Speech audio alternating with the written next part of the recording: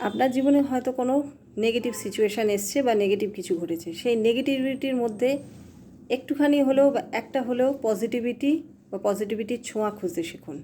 কারণ নেগেটিভ কোনো জিনিসের মধ্যেও কিন্তু একটু হলেও পজিটিভিটি আছে। আর নেগেটিভ যখন হয়েছেন, সবসময় ভগবানের উপর বিশ্বাস রাখবেন যে ভগবান যা করেন ভালোর জন্যে করেন। তার মধ্যে এমন না এমন কোনো ক্লু ভগবান দেবেনই, পজিটিভ ক্লু, যেটা আপনার ভালোর জন্যেই।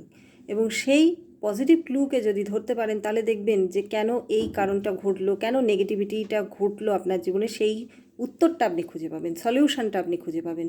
এবং এই পজিটিভিটিকে যদি কেন্দ্র করে এগোতে পারেন এবং পজিটিভিটিকে যদি ফোকাস করে এগোতে পারেন, খুঁজে পেতে পারেন, তাহলে কিন্তু আপনার লাইফ 360 ডিগ্রি অ্যাঙ্গেলে কিন্তু ঘুরে যাবে, বদলে যাবে। এবং আপনি তারপর থেকে নেগেটিভিটি বলতে আর কিছু বুঝবেন না। নেগেটিভিটির মধ্যেও পজিটিভিটিকেই দেখবেন এবং পজিটিভভাবেই কিন্তু নিজের জীবনে এগিয়ে যেতে পারবেন।